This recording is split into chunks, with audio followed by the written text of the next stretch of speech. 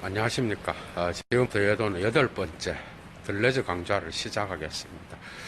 제목을 들레즈의 심층, 늑대는 한 마리인가 라는 제목으로 정해봤는데, 여기에는 깊은 의미가 있습니다. 여러분, 천해고원 2장에 보면은, 그죠? 천해고원 2장에 보면은 제목이 1914년 그 다음에 늑대는 한 마리인가 여러 마리인가 이런 제목이 있어요. 거기에서 1914년은 프로이트의 무의식에 대하여 다스 운베부스터라고 하는 무의식에 대하여 프로이트가 썼는데, 거기에서 늑대 인간에 대하여 신경증 환자의 정신 분석을 수행하거든요. 그 부분을 들레즈와 가타리가 비판적으로 고찰하는 그런 책이죠. 거기에 대항하여 그 자본주의와 정신분열증의 첫 번째 여러분 작품인 안티오이디푸스에서도 프로이트가 안티오이디푸스의 그러한 콤플렉스를, 오이디푸스 콤플렉스를 가족관계 안에 집어넣고, 그죠? 그 아버지의 법을 소중히 여기는 그런 거세공법증, 그리고 결핍을 소중히 여기는 이런 프로이트의 정신분석에 대항하여 욕망의 구조를 사회적 관계 안으로 옮겨 놓아야 된다라고 하는 이런 교훈을 주었는데, 천해고원에서도 사실 반프로이트적인 그러한 요소가 나타나는데, 그게 바로 천해고원 2장에 나오는 이야기입니다. 그래서 들레즈는 프로이트에 대항하여 자기 자신의 늑대는 여러 마리고, 그죠? 군중이고 무리라고 하는 이런 개념들을 카프카의 자칼과 아랍인들이라고 하는 그 작품을 갖고 와서 재해석하죠. 그죠? 또 다른 문학 작품이 하나 있는데, 군중의 권력인가?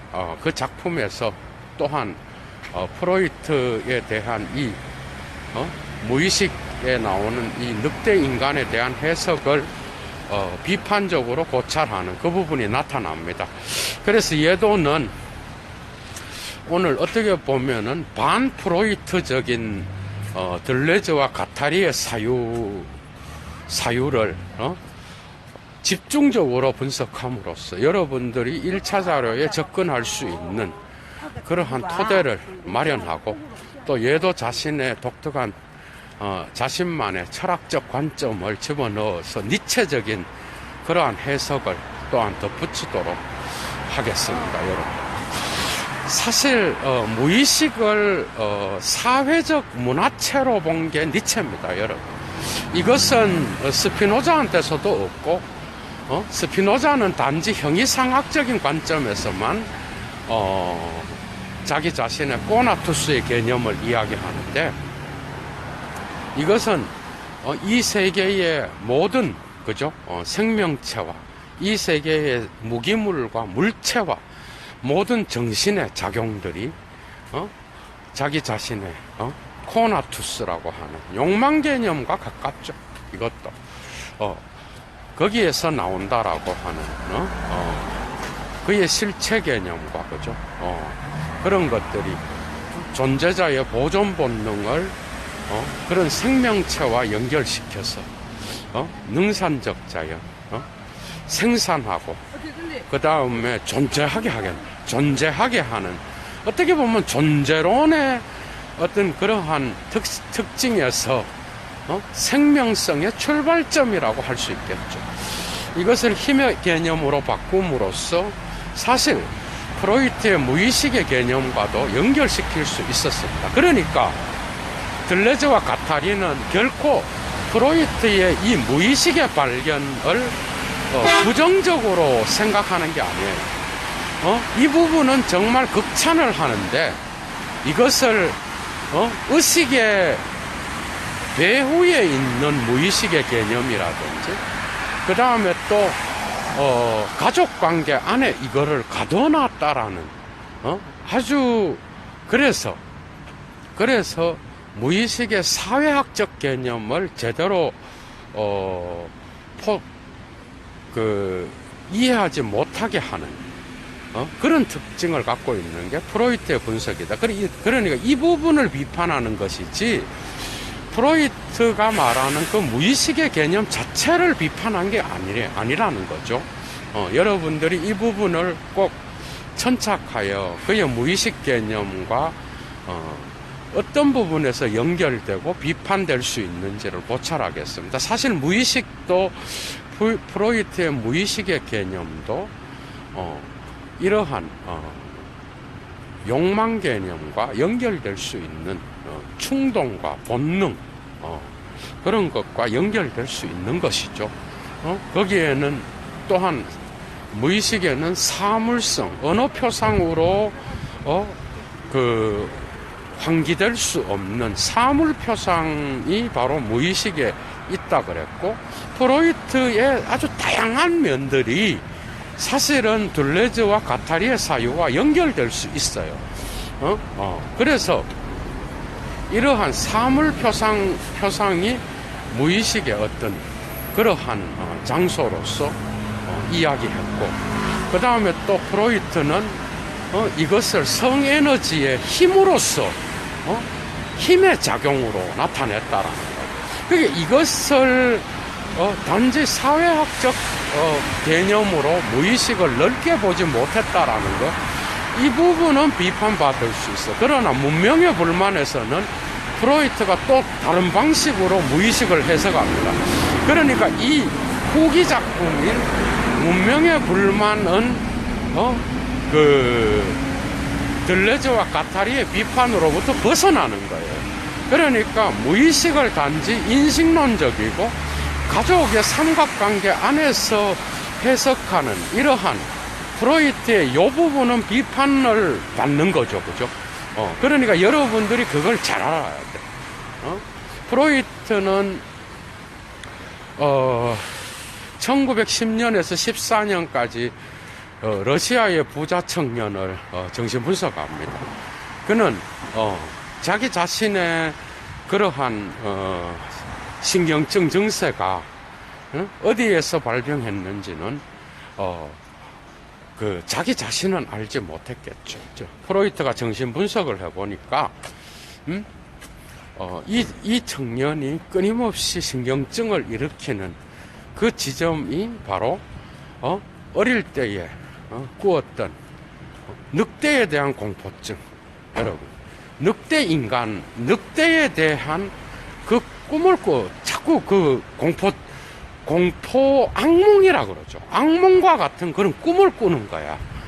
그런데 프로이트가 정신분석을 해보니까 이러한 증세는 언제나 그 꿈 내용을 제대로 이야기해봐라, 이렇게 얘기를 정신분석에서 하니까 그 청년이 그 꿈에는 나무 위에 늑대가 7마리가 나타나고 있고, 그래서 여러 개의 7마리가 나타난다. 그래서 그것이 공포로서 그에게 자꾸 신경증을 일으키는. 그래서 여러분들 봐요. 신경증 증세에서 양말의 입구를 여성의 성기로 생각하는 거예요. 그런데 정신병자는 그 양말을 잡아 늘렸을 때에 그 다양한 구멍들을 여성의 질로 생각하는 거죠. 그러니까 신경증 환자라고 하는 그러한 정신병과 신경증은 이렇게 다르게 나타나는데, 이 청년이 어릴 때에 꾸었던 그 늑대에 대한 악몽을 또 정신분석을 해보니까 어릴 때에 1, 2세 때에 부모가 아빠가 엄마랑 성관계를 하는 그 장면을 보았던 거예요. 그죠? 그래서 그 늑대는 바로 아버지, 아버지에 대한 사랑과 거세공포증이 결합해서 만들어내는 그러한 정신병으로 간주하게 되는 거죠. 그래서 늑대는 바로 그 7마리가 중요한 게 아니라 그 무리로 나타나는 늑대의 많은 늑대의 무리가 중요한 게 아니라 이 늑대는 한 마리가 중요하고 다른 거는 그냥 표상으로서 이 하나를 대치하는 거고 그래서 뭐 들고양이도 될 수도 있고 다른 늑대들은 그냥 이 한 마리로 환원해서 이것을 아버지로 생각하게 했다는 거예요. 그러니까 프로이트는 그의 꿈에서 나타나는 그 신경증 환자의 러시아 청년의 꿈에서 나타나는 그 다양한 무리의 늑대를 단 한 명의 아버지로 환원시키고 그 아버지와의 어떤 관계, 그 아버지가 어렸을 때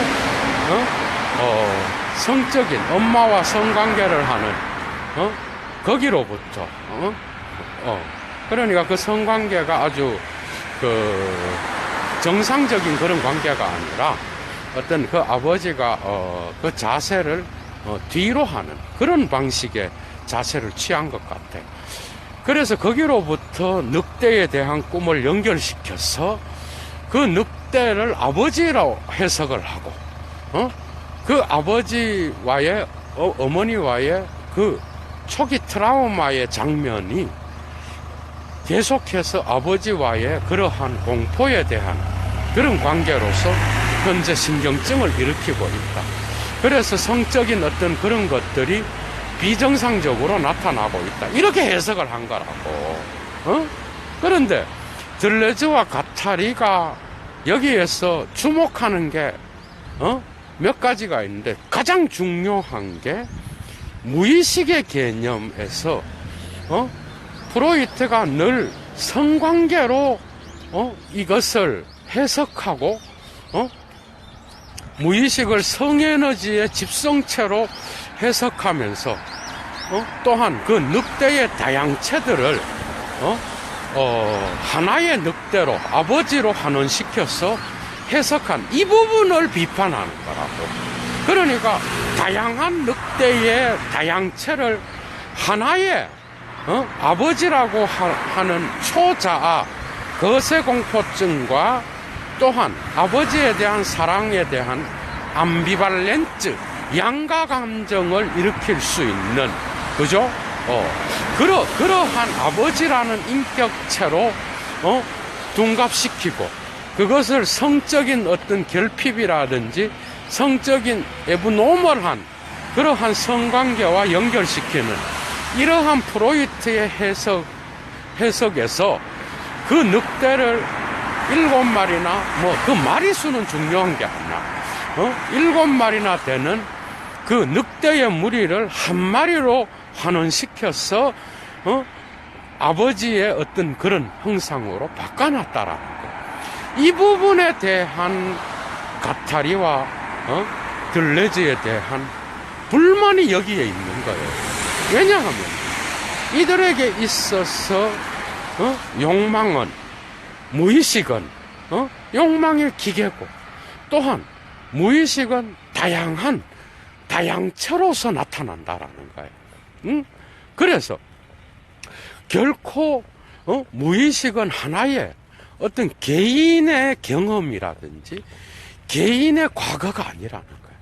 무의식은 언제나 사회적 원형, 사회의 어떤 그러한 토대, 심층을 형성하는 그러한 기능으로서 봐야 된다는 거야. 이 부분은 니체로부터 100% 영향을 받았습니다. 그러니까 사회적인 관점에서 사회 문화적인 관점에서 무의식의 코드를 읽어야 되지 프로이트와 같이 이렇게 개인이라든지 가족관계 또 여기 늑대인간에서도 가족관계가 나타납니다. 가족관계에서 이런 것들을 봐서는 결코 그 무의식의 개념을 올바르게 파악할 수 없다라는 거예요.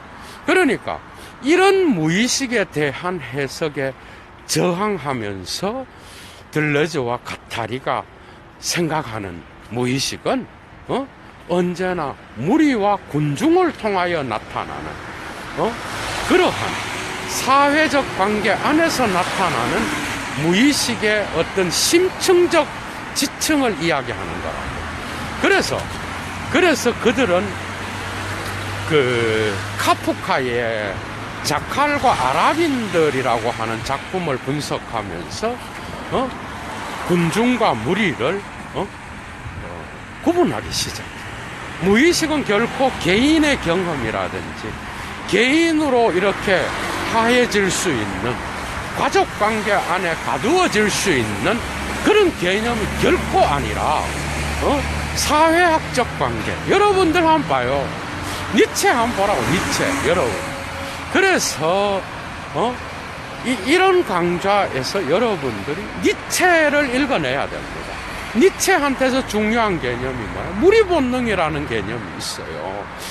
노예도덕의 핵심적인 어떤 그러한 무리적 특징을 이야기하고 니체가 아주 싫어하는 개념이지만은 그 본능은 개인의 본능이 아니라 무리와 집단의 본능이라는 거죠. 이런 것에서 들레즈는 천착한 거예요. 니체를 그렇게 좋아했던 들레즈는 거기에서 니체가 단지 그 무리 본능이라는 그 개념을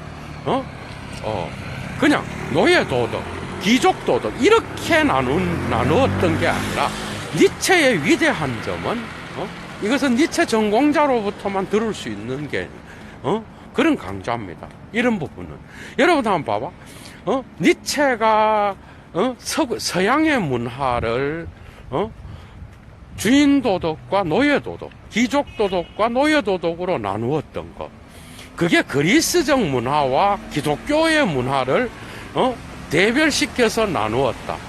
이렇게 보는 게 중요한 게 아니라 우리 서양인들의 문화 속에는 그러한 무리 본능이 있다는 거야.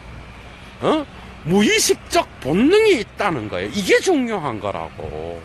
그 역사와 그들의 문화에 진행되고 있었던 니체 시대의 19세기에 진행되고 있었던 그 유럽 문화의 데카당스한 거를 그 과거로 초올라가서 그것을 귀족도덕과 노예도덕으로 나누고 거기에서 힘의 충돌을 이야기하고 능동적인 힘과 단지 반동적인 힘으로서의 기독교적인 도덕을 이야기하면서 무리 본능을 이야기하고 단지 그 사랑을 동정으로 이야기함으로써 수동적으로 남에게 관심을 받기 위한 그런 사랑으로 머물러 있는 데카당스를 비판하고 그죠? 이런 여러 가지가 들레즈에게 영향을 미친 거라고요. 그러니까 예도가 맨날 다른 강좌에서도 이야기하듯이 니체 1차 자료 강좌들에서도 자주 이야기를 했고 니체는 문화정신분석학자라고요. 그러니까 니체보다 프로이트보다 니체가 먼저 살았던 사람이야. 그런데 이런 영향이 쇼펜하우어의 영향도 조금 들어있지만 니체는 쇼펜하우어 이상입니다. 이 부분에 있어서는. 그래서 프로이트가 오히려 니체로부터 후기 작품들의 영향을 받아서 그의 무의식 개념을 인식론적인 주체의 의식 개념과 연결해서 무의식을 이야기한 게 아니라고. 후기 작품으로 가면서는 이제 그 역시도 문화의 분석으로 무의식을 확장하기 시작해요. 그런데 들레즈와 가타리는 이 후기 프로이트의 이런 부분들은 안 건드립니다. 왜냐하면 자기들의 의도와 같아지거든. 그렇게 되면 이해가 되죠. 매우 중요한 관점입니다. 이런 것들이 그러니까 그 무의식은 결코 개인의 어떤 그러한 의식과 주체의 의식, 여기 가족관계 이런 데 머물러 있을 그런 개념이 아닌데 프로이트는 자기의 1914년의 무의식이라는 그 책에서 늑대를 한 마리로 규정했다는 거야. 여기에 대한 반기를 들고 그는 자칼과 아랍인들을 그 카프카의 작품에서 끌어와서 군중과 무리를 나눕니다, 여러분. 아랍인들은 군중을 나타내는 그런 개념이고, 그 다음에 자칼은 뭐죠? 무리를 나타내는 그러한 개념이에요. 군중은 뭐야? 군중은 지배자가 있고 그 지배자 아래로 포섭되는 경향이 있어. 그러니까 영토화의 핵심을 이루는 집단이에요. 이해가 되죠? 그런데 자칼은 이에 반하여 무리 속에 있으면서, 군중 속에 있으면서 자기 자신의 여러분들 아랍인들은 사막에 무리를 지어 다니잖아요. 그 사막에 무리를 지어 다니면서 군중과 같이 떼거지로 몰려다니면서 하나의 우두머리를 중심으로 모여지고, 그죠? 거기에 대하여 통합되고 또 그 명령에 따라서 움직이는 그러한 영토화의 대표적인 그러한 상징이라는 거고.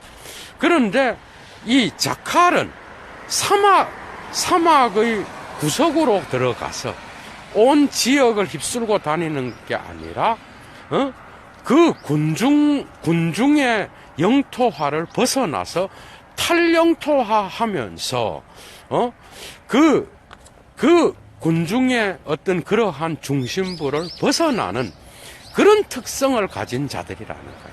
이해가 되죠? 그래서 무의식은 이와 같이 어떤 개인이라든지 가족 관계가 아니라 군중 전체, 사막 전체를 지배하는 그런 구조로 읽어야 되는 것이지. 그리고 그 안에, 그 구조 안에는 다양한 그러한 집성체들이 다양하게 함께 공존하고 충돌하고 그 다음에 또 겹쳐지고 이런 방식으로 존재한다라는 거야. 그런데 프로이트는 단지 이 무의식의 개념을 사막 전체로 읽지 않고 군중 속의 가족관계, 개인의 무의식의 경험, 이런 것으로 환원시킴으로써 늑대를 한 마리로 봤다라는 것은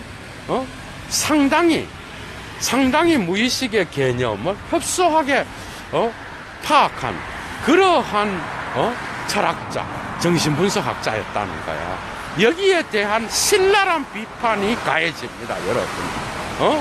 예도의 강좌를 듣고 천해고원 2장 1914년 늑대는 한 마리인가 여러 마리인가를 꼭 읽어보셔요, 여러분. 엄청 재미있을 거라고. 그래서 카프카의 이 자칼과 아랍인들, 그 다음에 또 다른 작가의 군중의 권력이라고 하는 그 작품을 예로 들면서 무의식은 사막 전체에 퍼져 있는, 사회 전체에 퍼져 있는 그러한 심층의 구조로 읽어야 된다라는 것을 넌지시 시사하면서 군중과 무리를 나누어서 영토화와 탈영토화의 개념을 탁월하게 분석하고 있는 게 바로 들레즈와 카탈이라고 하는 것이죠, 여러분. 그래서 그 무의식은 그냥 성에너지로만 구성된 게 아니야. 그 무의식은 욕망의 구조를 갖고 있지만 단지 성에너지가 아니라 힘이 작동하는, 니체를 따라가는 거예요. 힘의 강렬함이 언제나 제로점에서 출발하는 힘이 그러니까 이러한 눈에 보이는 존재자의 현실성을 끊임없이 새롭게 창조해낼 수 있는 그러한 잠재적인 구조라는 거야. 잠재태라는 거예요. 그 잠재태. 그러니까 동물학적으로 보면은 알이에요. 알. 아직까지 부화되어 나오지 않는 알. 잠재적인. 그래서 이것이 현실태로 변하게 되면 특정한 형태와 모양을 갖추게 되면서 거기에서 새로운 현실태를 창조하게 되는데, 이러한 현실태를 창조하기 이전에 언제나 새로운 가능성으로 변화될 수 있는 잠재적 힘의 장소로 본 거야. 그러니까 이 힘은 그냥 성에너지라든지 그런 게 아니야. 늑대가 있는 게 아니야, 여러분. 그러니까 늑대를 재해석하면서 이야기하지만 들레즈와 가타리의 무의식 개념에는 이 늑대를 말하려고 하는 게 아니에요. 늑대나 무의식, 이 무의식은 늑대가 여러 마리고 결코 무리를 지어 다니고 그 무리 속에서 다양한 힘들을 산출해낼 수 있는 그런 것으로 우리가 해석할 수도 있지만, 굳이 늑대가 아니어도 된다는 거야, 여러분. 이해가 되죠? 사회의 스피노자의 코나투스와 같이, 니체의 힘의 의지와 같이 언제나 새로운 것을 생산하고 만들어내고 창조할 수 있는 그러한 알과 같은, 아직 부화되지 않은 알과 같은 그런 장소를 그런 힘이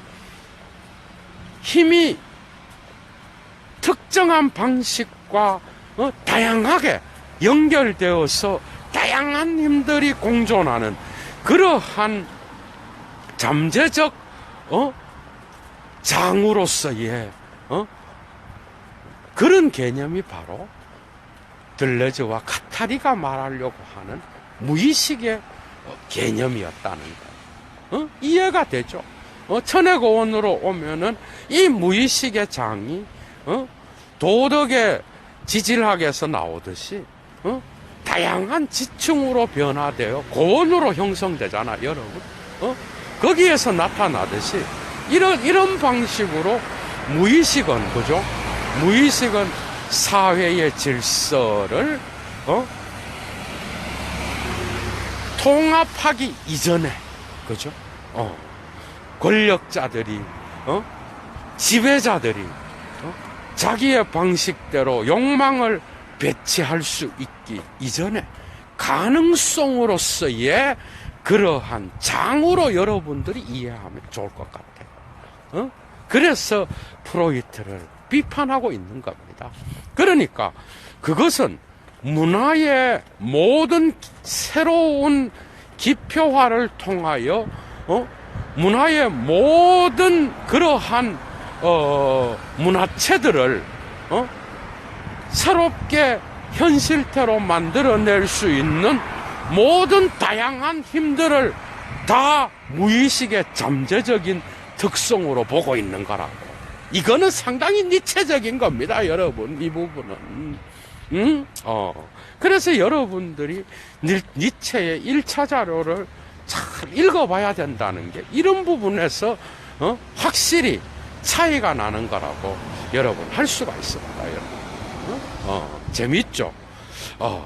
그래서 들레즈와 가타리는 그러한 프로이트가 늑대 인간의 다양한 무리들을 하나의 아버지라는 상으로 환원시키고 그것을 성에너지의 개념으로 해석해서 그 러시아 청년의 신경증을 분석할 때에 그 무의식 개념은 이젠 타파돼야 되고, 그것은 문화의 어떤 심층부를 구성하는 구조로서, 또한 사회의 심층부를 구성하는 그러한 구조로서 집성체로 읽어야 된다라는 것.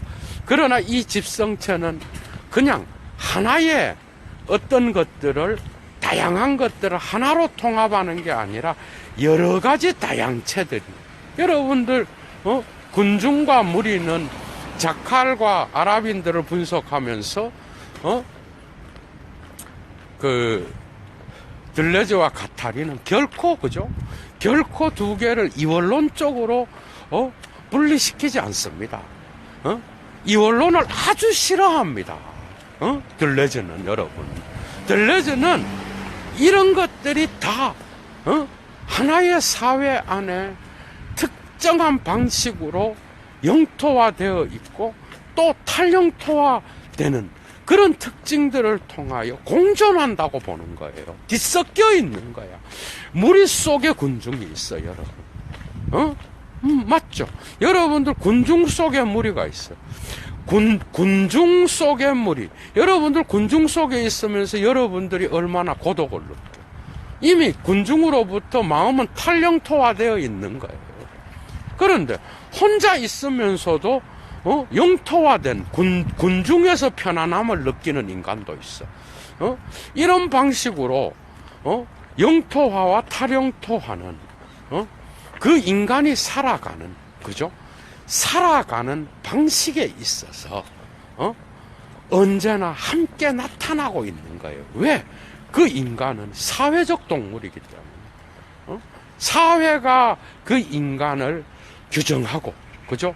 사회에 힘 있는 지배층이, 지배계급이, 지배자들이, 국가가, 그 욕망기계를 자기 방식대로 이미 통제하고 있기 때문에 그렇다는 거죠, 여러분.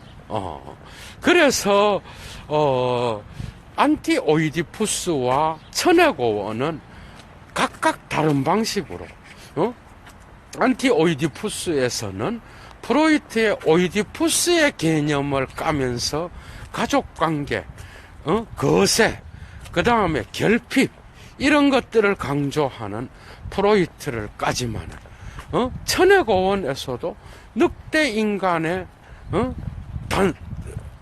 다양한 무리를 나타내는 늑대의 여러 마리를 하나의 통일적 아버지로 환원시키면서 프로이트가 무의식을 단일화시킨다고 하는 무의식의 다양성을 다양한 힘들의 문화적 기호를 나타낼 수 있는 다양한 잠재태를 프로이트는 단지 성에너지 리비도로 환원해서 해석하고 있다라는 것.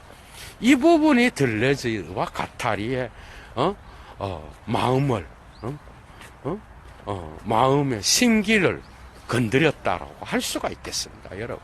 그래서 가타리와 들레즈는 자기 방식들대로 이 무의식을 사회학적 개념으로 확장시키고, 그러니까 의해 보면은 들레즈는 칼 융의 무의식, 니체의 무의식, 사회 문화적 무의식, 여기에 차라리 융이 문화의 그리고 문화를 형성하는 신화의 구조, 그 다음에 개인의 주체에 형성되는 그런 무의식 말고 그 원형을 다양하게 이야기하잖아. 거기에는 물론 자아도 들어있고 그림자라는 개념도 들어있고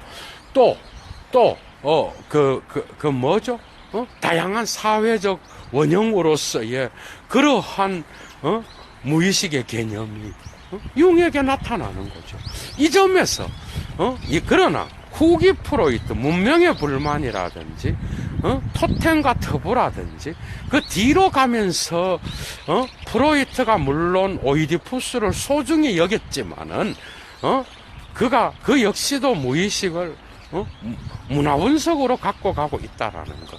이 부분은 들레즈와 가타리가 뭔가 프로이트의 전체적인 부분을 단지 주체와 가족에 대한으로 제한시켰다라고 이렇게 이야기하는 것은 프로이트 전공자들이라든지 프로이트의 어떤 그러한 전문가들에게는 뭔가 좀 그죠? 뭔가 좀 부족한 그런 면이 있겠죠.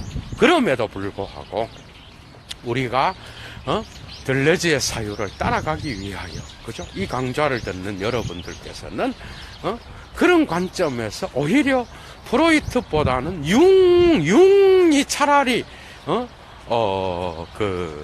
니체는 당연한 거고, 융이 차라리 이러한 들레즈의 사유의 무의식 개념에 일치하고 있다라는 겁니다. 차라리, 여러분. 그래서 늑대는, 답이 나왔죠. 늑대는 한 마리가 아니라는 거죠.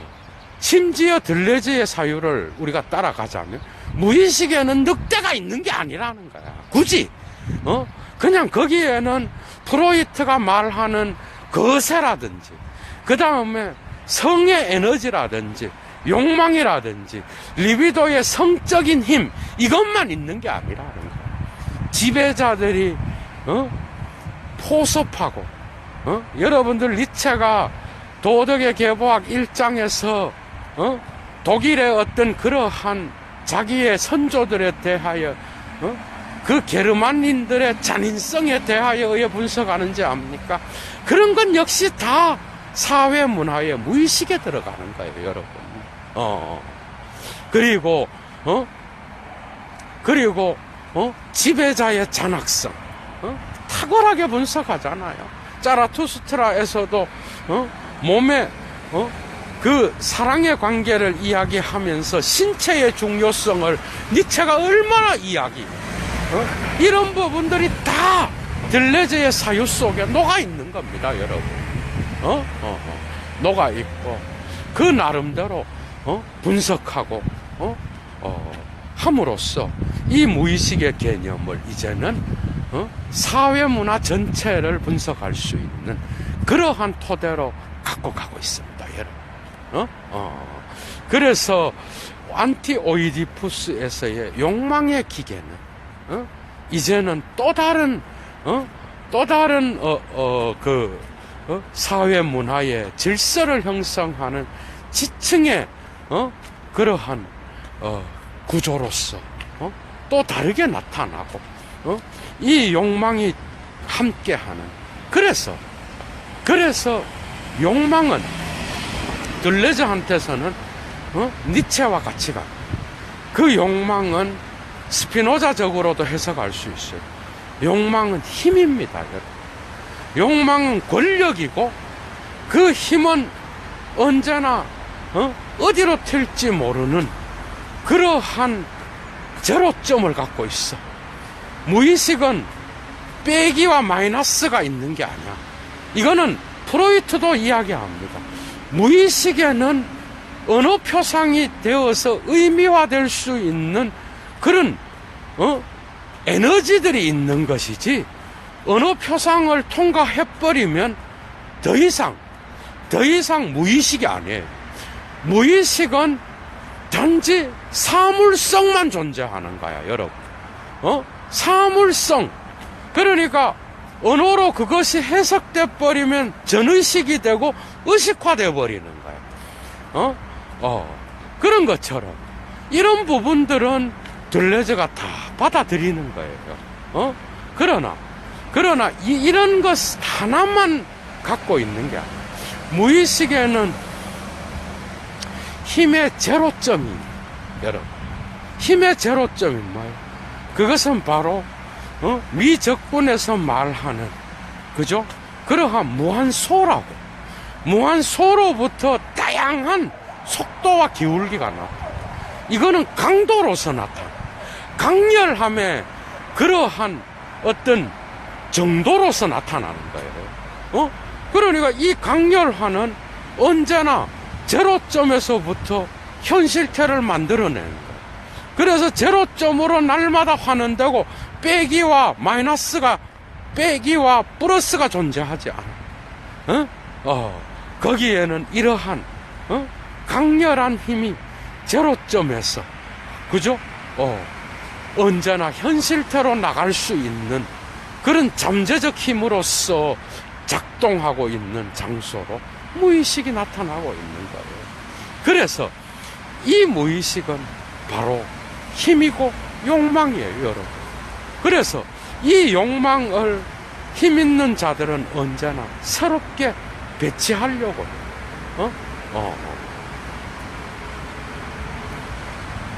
그 힘이 특정 장소에 특정 표상을 통하여 하나로 질서 잡혀지는 것을 편집증이라 그래요. 그리고 분열증은 뭐냐? 특정 표상을 통하여 거기에 안주하지 않고 언제나 다른 표상으로 화하면서 언제나 특정 지역을 탈령토화하려고 그래요. 그게 정신분열증이에요. 분열증의 코드는 탈령토화고 편집증의 코드는 뭐죠? 영토화입니다, 여러분. 그런 방식으로 자본주의는 특정 방식으로 이러한 욕망을 지배하고 관리하기 위하여 욕망을 특정한 방식으로 이용하려고 그랬다는 거예요, 여러분. 이것을 잘 읽기 위해서는 이러한 프로이트의 무의식의 개념이 정말 제한적이라는 것을 먼저 들레즈와 가타리는 이야기해야 됐다라는 거예요. 왜? 문화의 무의식은 그런 방식으로 성적인 방식으로만 작동하는 게 아니라 모든 살해 본능, 성적 본능, 그 다음에 자기 자신의 소유욕, 또 특정 집단의 어떤 그러한 승리욕, 또 잔인성, 니체가 탁월하게 분석한 거죠. 문화 분석에서 잔인함, 원한 관계, 이거는 수동적이면 설명할 때 레센느멍을 이야기하잖아, 니체가. 여러분, 그런 방식으로 다양한 힘들이 다양하게 공존하는 곳이야, 그죠? 그게 바로 무의식인 거예요, 여러분. 여러분, 이런 겁니다. 한번 생각을 해봐. 그래서 욕망을 특정 방식으로 영토화, 재영토화하고 탈영토화 시켜서 관리하는 이 자본주의 안에서 인간들은 언제나 탈영토화한다. 탈영토화는 정신분열증의 한 특징입니다, 여러분. 그런데 이러한 들레즈의 사유를 따라가다 보면은 여러분들이 알아야 되는 게 욕망기계를 긍정적으로 이야기하려고 그랬다, 부정적으로 이야기하고 신체 없는, 기관 없는 신체도 그렇게 이야기하려고 그러고, 탈영토화의 개념은 노마디즘하고 같이 사용되면 긍정적인 의미로 사용되고, 이것이 정신불량증적 탈코드로 사용되면은 탈영토화로 사용되면은 부정적인 의미를 갖게 된다고. 그러니까 여러분들이 이 1차 자료를 이 정신분열증과 자본주의와 정신분열증의 두 개의 시리즈 작품을 읽을 때에 여러분들이 이런 게 어려울 거예요. 이게 도대체 뭔 말인가? 그래서 이런 강좌가 필요한 겁니다. 특정 욕망을, 그죠? 탈영토화시키고, 그래서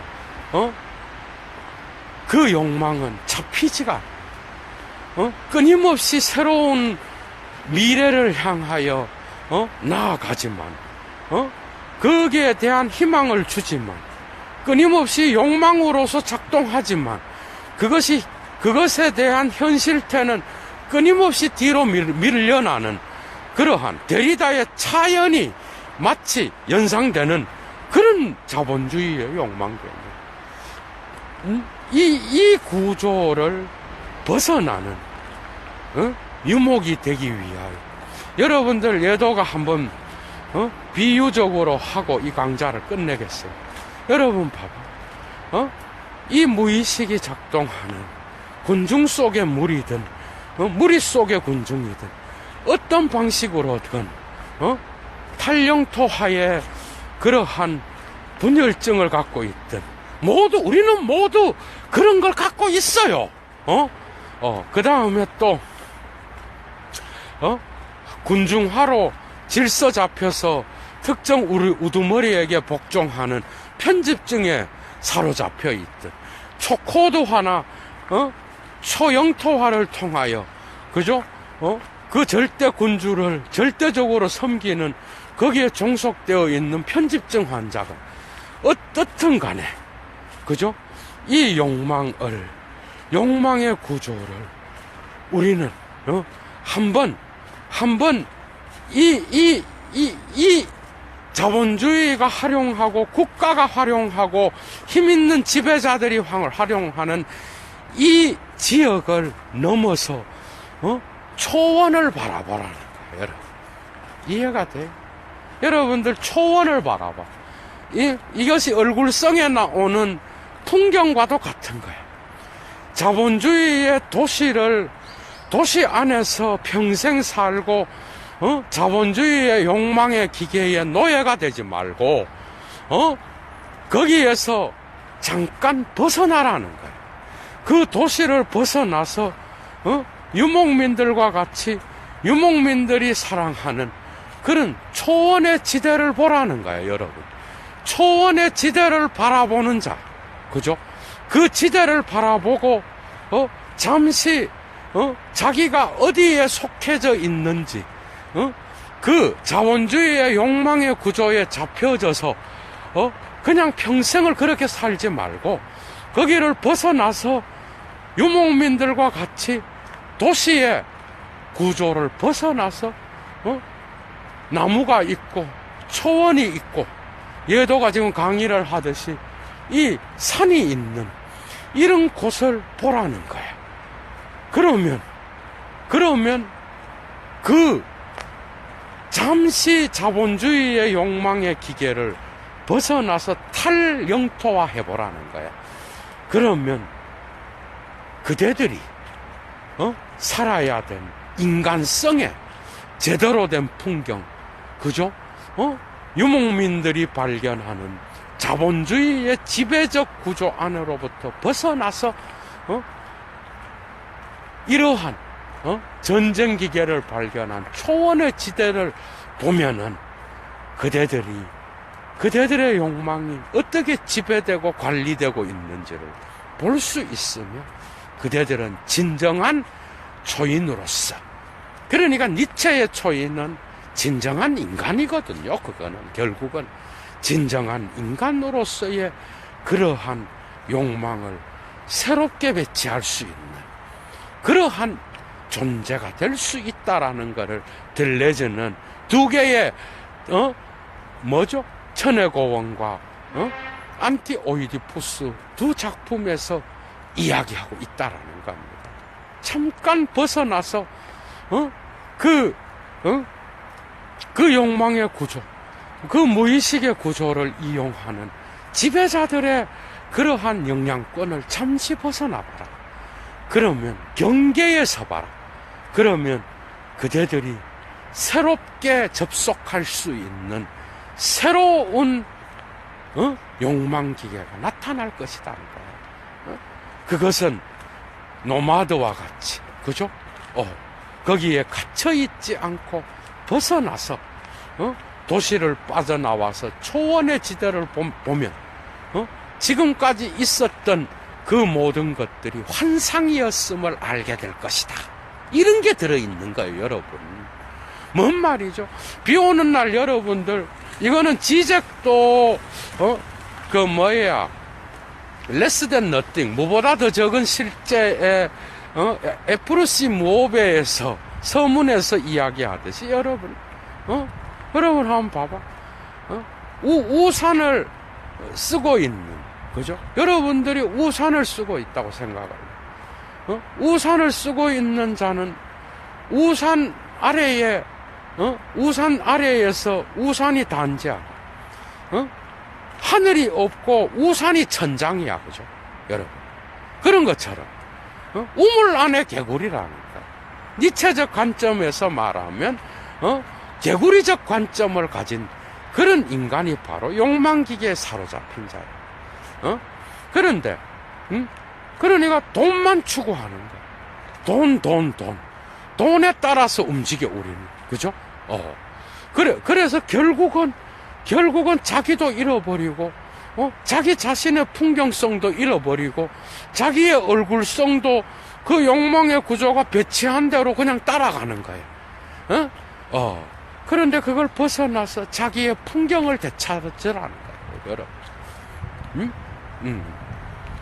그래서 우산을 내던지고 하늘을 보라는 거야. 이해가 돼요? 물론 이것으로서 들레즈의 사유를 다 이야기할 수 없지만, 개구리적 관점을 버리고 세계를 보라는 거야, 여러분. 얼굴은 언제나 세계와 함께 나타난다는 거죠. 그렇다 그러면 그 무의식의 집단적 광기, 거기서 나타나는 그러한 무시무시한 우리 자신도 알지 못하는 정신분열증적 힘으로부터 어느 정도 벗어나서 새로운 창조적 인간, 새로운 위벌맨시 초인으로서, 새로운 유목민의 한 사람으로서 이 시대를 새롭게 창조해 나갈 수 있다라는 것이 바로 들레즈의 그 많은 이야기들의 배후에 깔려 있는 그러한 목소리라고 할 수 있겠죠. 자, 어떻습니까? 여러분 즐거웠죠? 들레즈 강좌 8번째 그 늑대는 한 마리인가? 오늘 강좌 마치겠습니다. 들레즈의 응답은 늑대는 여러 마리고 그 무리와 군중은 결코 성적인 에너지, 리비도로 한원될 수 없는 다양한 힘의 관계를 갖고 있는 그러한 사회체의 무의식이라는 것을 들레즈와 가타리는 이야기했다는 거 여러분들에게 말씀드리고 오늘 8번째 강좌 마치겠습니다. 좋은 하루 되십시오. 추스.